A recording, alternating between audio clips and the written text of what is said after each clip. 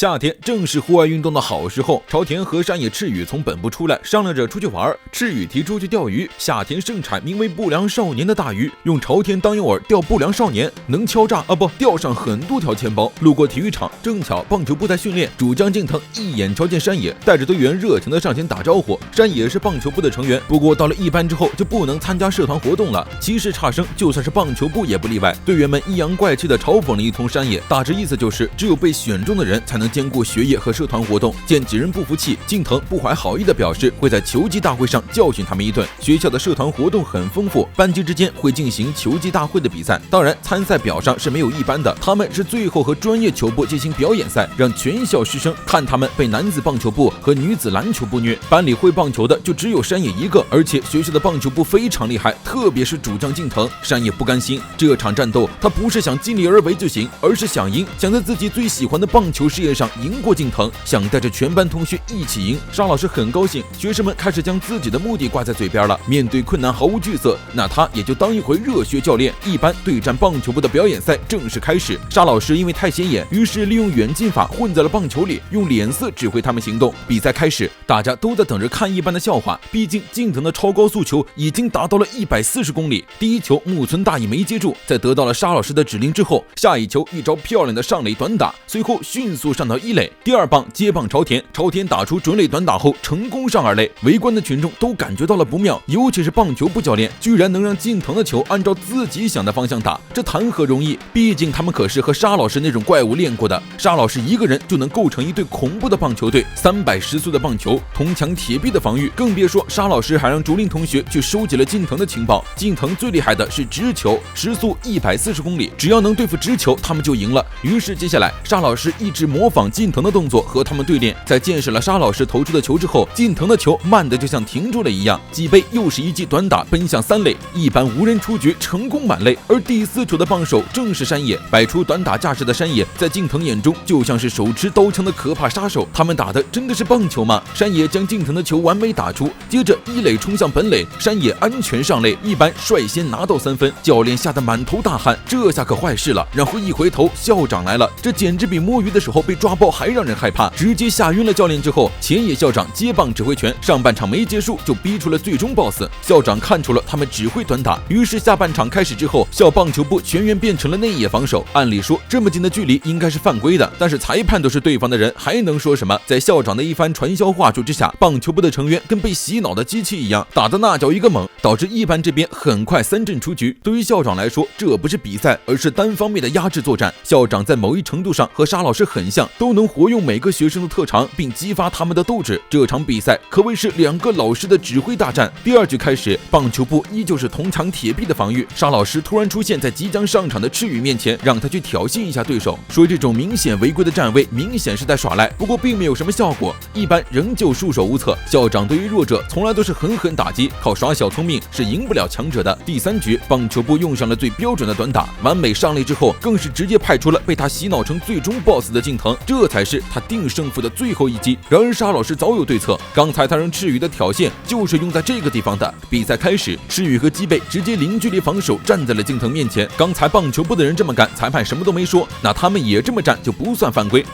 但是你们这站的也太近了，完全就是一挥球就能直接打中的距离，都给近藤整不会了。校长没有阻止，既然他们要找死，那就直接敲碎他们的脑袋。近藤在山野击球的瞬间挥出一棒，棒球擦着赤羽和基贝挥空，球成功被身后的朝田接住。他们2人的动态视力和胆量是班里最好的，闪避可比打球简单多了。恍惚间，赤羽手里的手套变成了刀子，而前野朝他扔来的球变成了可怕的骷髅。近藤被恐惧吞噬，他的心理素质无法跟上校长的战术。最后一班赢得了最后的胜利，山野和近藤握手言和。校长和沙老师的战术对战是沙老师赢了，算上期中考试，他们现在是1胜1负，就让他们在期末考试一决胜负吧。不知不觉，沙老师已经成为一班老师4个月了。在乌坚老师的指导下，学生们的体能和暗杀技术都得到了质的飞跃。基贝和前原的体能非常好，2人合作有可能刺伤他。赤羽更不必说，女生中也有出身体操部的日向，力量堪比男生的片冈。突然，乌坚感受到身后传来毒蛇一样可怕的杀意，他下意识的回手防御，把绕后的朝田摔了出去。那股可怕的杀意来源居然是朝田，乌坚不可思议，还以为是自己的错觉。放学之后，乌坚拒绝了学生的喝茶邀请，他一直刻意和学生们保持着距离，就像只是在完成任务一样。然而就在此时，防卫部再一次派来了一位特工银刚，从明天开始担任他们的体育老师。他一上来就给学生们送了许多高级甜品。比起严肃的乌坚，银刚就像个和气的父亲，很快就和学生们打成了一片。但是比奇就是觉得这个男人不对劲，对老师非常敏感的赤羽更是在第二天直接翘课。虽然是同期，但乌坚对银刚了解不多，只知道他作为教官确实比自己优秀。刊登在官网的照片也是师生和睦。然而在翻开第二张照片的时候，乌坚愣住了。银刚那些学生的背后都是血淋淋的伤口，而此时操场上的银刚也暴露了他的真面目。他给同学们制定的课表上，除了前3节，剩下的全部都是训练。秦源不满地发出异议，居然被他直接踢倒在地。他们可是一家人，孩子们怎么可以不听爸爸的话呢？原来这个银刚是个十足的变态，他坚信调教好学生只需要慈爱和恐怖。神奇站起来就表示自己不要，他要上乌坚老师的课。银刚阴笑一声，居然对着神奇的脸就是一巴掌，居然打女孩子，人渣！别等什么剧情杀了，我现在就去把你脑袋拧下来！还好发现不对的乌坚及时赶到，沙老师更是因为愤怒变成了红色。然而银刚却振振有词，体育这门学科已经交由他全权负责了，刚才的体罚只能算是教学范围，他可没有加害沙老师，只能说是教育理念不同。但是进行这种高难度的训练，学生们绝对会有危险的，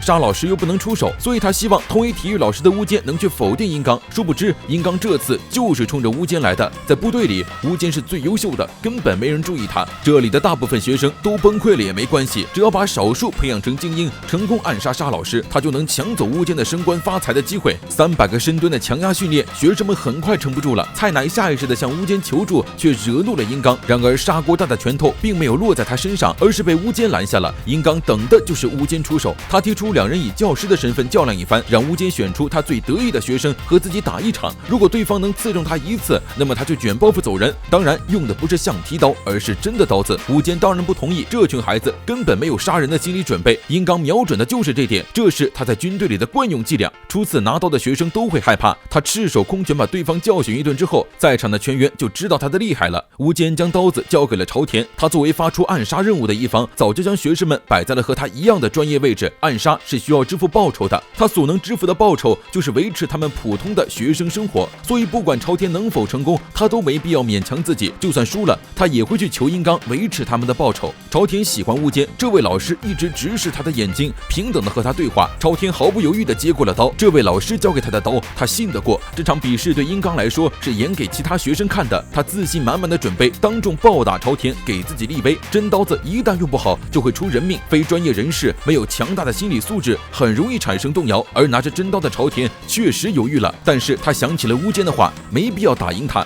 只要刺中1次他就赢了，也就是说只要杀了他自己就赢了。小伙子，你这理解能力干得漂亮。意识到这一点之后，朝田笑得那叫一个开心，他没事人一样走向银刚，完全收敛了自身的杀气。走到银刚面前之后，猛地挥出一刀，意识到自己差点被杀的银刚大吃一惊，身体失去平衡，朝田趁势拽住他的衣服向后倒，随后如同毒蛇缠住猎物一样绕后。再回过神来，朝田的刀背已经抵在了银刚的脖子上。不仅同学们惊呆了，乌坚都懵了。好家伙，我就是让他尽量刺中1次，结果他差点把对方给杀了。隐藏杀气接近对方，利用杀气震慑对方，抓住机会一击必杀。毫无疑问，朝田具备极其优秀的暗杀才能。沙老师抽走朝田刀子，同学们也都欢欢喜喜围了上来。回过神来的银刚恼羞成怒，居然提出要再来1次。朝田毕竟不是专业人士，再来1次肯定会输，但是他依旧没有退缩。他们的班主任是沙老师，体育老师是乌坚老师，这一点绝不会变。比起强迫他们认可银刚，乌坚更让他们觉得温暖，所以他们绝不认同银刚。作为老师最开心的就是在迷茫之中教授的学生能给出自己正确答案。沙老师提醒乌坚，在学生给出答案之后，老师也应该回以答复。银刚面目狰狞地扑向朝田，被乌坚一个肘击打翻在地。